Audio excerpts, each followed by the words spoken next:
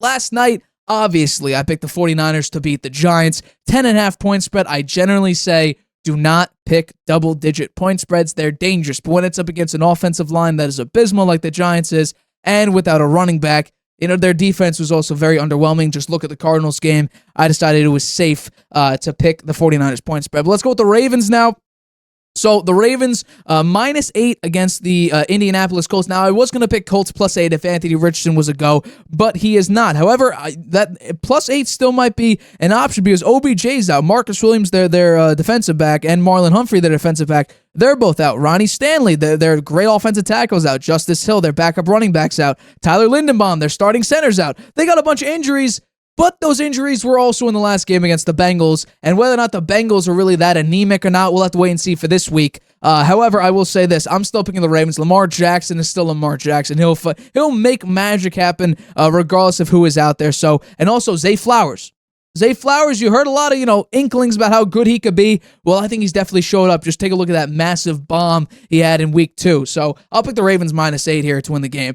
Next one, I think, for probably, this is really the Broncos season here. If they lose to the Dolphins, their season's done, and I think that's going to happen. Because, yes, the Dolphins' defense is, somewhat underwhelming now, and, Russ may be able to cook. I think Tua and, the number 1 offense in the league right now will get the job done. Jalen Waddle's dealing with a concussion that he suffered in Sunday Night Football, but I think Tyreek Hill will suffice, and the Dolphins will get the win here.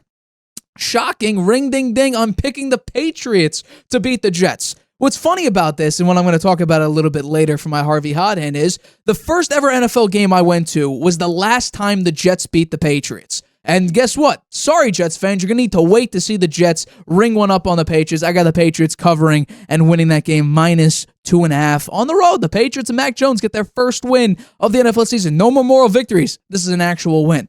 Next one, Texans and Jaguars, -8. Jaguars did not look good against the Chiefs. Several red zone opportunities. If I'm not mistaken, they went 0-7 in the red zone with multiple throws in the end zone. Just couldn't get the feet down.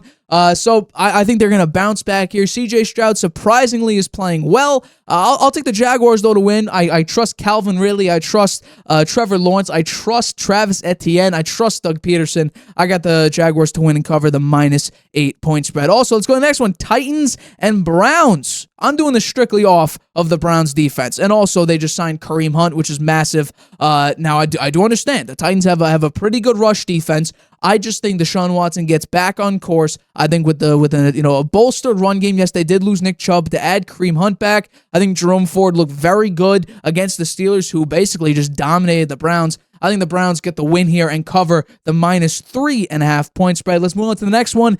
Falcons at Lions. A lot of people have actually the Falcons in this game at +3. I don't. I understand a few of the weapons. I think David Montgomery's out. Amon-Ra St. Brown, I believe, is questionable for this game. I just think the Lions, I know their defense also isn't good. I just like Jared Goff. He was my 9th-rated quarterback entering the season, entering week 1. And so I'm going to trust him. I think Jahmyr Gibbs, the Falcons have actually a bad rush defense. I think they've one of the worst rush defenses in the league. I think Jahmyr Gibbs, he's an explosive runner. We saw that in week 1. I think he'll have a phenomenal game, and I think he'll take over this game. And that's why I think the Lions will win and cover the -3. The next one, Saints at Packers. A lot of people have the Saints as well with Derek Carr. Derek Carr did not look great against the Panthers. Yes, late in the game, he was able to pull away a little bit, but he made a couple mistakes, or a couple crucial mistakes. The first 2 weeks have been incredibly close against the Titans and the Panthers. Bryce Young, by the way, has not looked good throughout the season, and the Saints couldn't pull away until the very, very end. And then again, it was close because they were playing prevent coverage, and it was a whole thing. Bryce Young was able to drive. But I got the Packers here. Jordan Love, he's actually been better than I think a lot of people were thinking. And I think, yes, there are a few injuries, a few questionables. I think most of them will be good to go on the Packers' offensive side. I got Jordan Love cooking up a Saints pretty good defense here, winning at home and covering the -1.5 point spread. Bills at Commanders. Now, I think a safe bet actually would be Commanders +6.5, but the Bills win the game.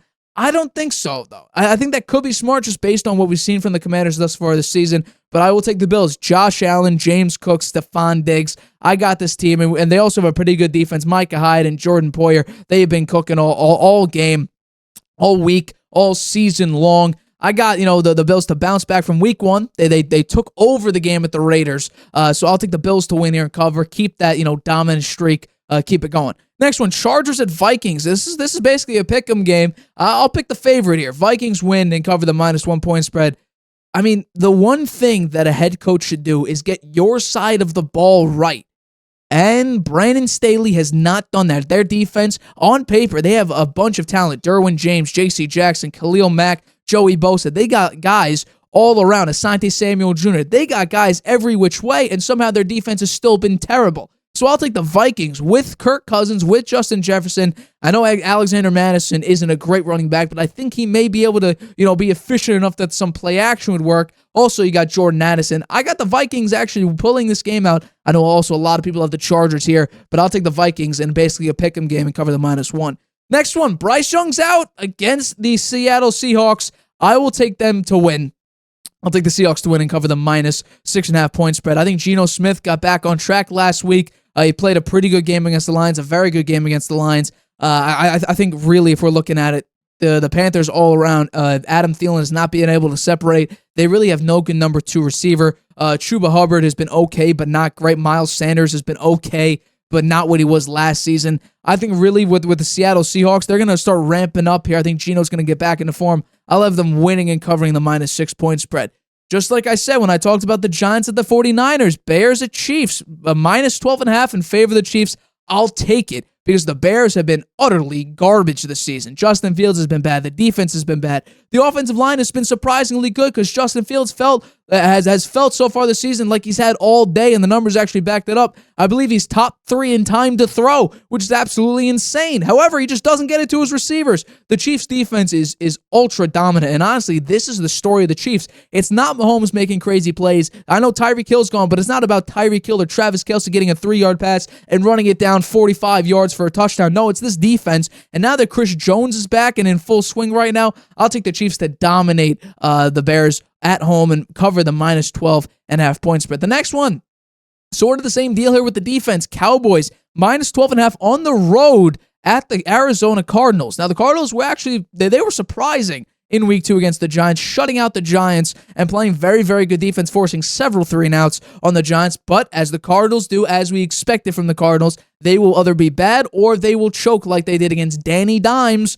in week 2. I got the Cowboys defense. Micah Parsons, I think it's between right now him, TJ Watt, and a hint of Nick Bosa for Defensive Player of the Year. Now, I have Micah Parsons winning, and I think he's right up there. I think he's probably the number 1 guy. His explosiveness off the line is nearly unmatched right now in the NFL. I got Micah Parsons in this defense taking over this game and being really the sole reason why, because you lost Trayvon Diggs, but I think this pass rush is good enough with Dexter Lawrence and with Micah Parsons to cover the -12.5 point spread. Dak still doesn't have an interception. I think that continues against the Cardinals. Next one, Sunday Night Football, Steelers at Raiders. The Raiders are favored by 2.5.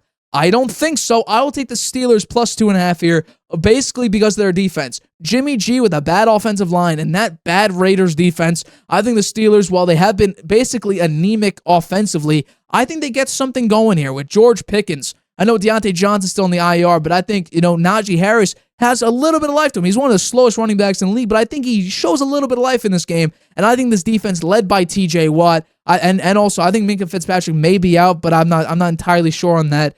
He was hurt when he hit Nick Chubb and basically did end his season. I'll take the Steelers defense to dominate a bad offensive line of the Las Vegas Raiders and, disrupt Jimmy G. I'll take the Steelers to win here outright, which then they ultimately cover the plus 2.5. 2 Monday night games, once again, Eagles at Bucks. I'll take the Eagles to win, but I have Baker Mayfield in a surprising cover plus 5. Now, what Baker Mayfield has done has been impressive, and I can't even deny that. Hell, he's actually looked very, very good, very, very efficient, and the big thing here, no turnovers. That's the most shocking part about it. But the Eagles pass defense is why I think Baker will actually cover, because of the fact that this pass defense is nowhere near like it was last season. They're trying to find new ways to win. They don't have an identity. Last season, they were able to just bomb it to A.J. Brown, bomb it to Devontae Smith. This season, there's not really much of that. They're playing too high safety against this Eagles team, so that's allowing them to maybe run the ball, but they're still trying to find those big plays in passing, so they don't really have an identity. And the Buccaneers defense, the big thing last season was their defensive identity, which was run stopping. That was not there last season. This season right now, I believe I have the number correct, they're 3rd in rush defense. Todd Bowles, he's back on that defensive front, getting that rush defense back to where it used to be. I think they'll slow down the Eagles' offense here, but the Eagles ultimately come out with the win. However, Baker shocks the world and still covers against the former NFC champions. And finally, the second Monday night game, Rams at Bengals. Now the big question is, Joe Burrow was throwing today, but he wasn't really doing anything super athletic besides walking across the street and maybe going up a hill. But we don't know if he's a good to go yet. They got Jake Browning as their backup quarterback, and they also brought back someone else that used to play for the team. I don't have the exact name in front of me. However, I think what the Rams have been doing so far this season without Cooper Kupp and what their defenses look like, basically they sold everybody away, and Aaron Donald's really their own key piece there. They have been surprisingly great. I gave up. I actually had faith in them early in the offseason, and then once I heard Matt Stafford, his wife saying that he doesn't have a connection with his receivers, and he feels like he's isolated because of his age, I gave up faith in them. But now I probably shouldn't have. I sold my stock way too early. I'll take the Rams here to win outright against the Bengals team, who may be without Joe Burrow, and besides, even with Joe Burrow, this offense has been absolutely terrible. So even with Joe Burrow, I'd still probably take him. Sans Cooper Kupp, this Rams team has been surprisingly dominant, and those are my Week 3 picks. Hi, everybody. Thanks for watching. Make sure you subscribe here to get the latest from the show. Also, if you want to check out the full episode, make sure you click the I in the top right-hand corner right now. If you want to listen to this show anywhere you go, make sure you go to anchor.fm/The Harvey Hour or anywhere you get your podcasts.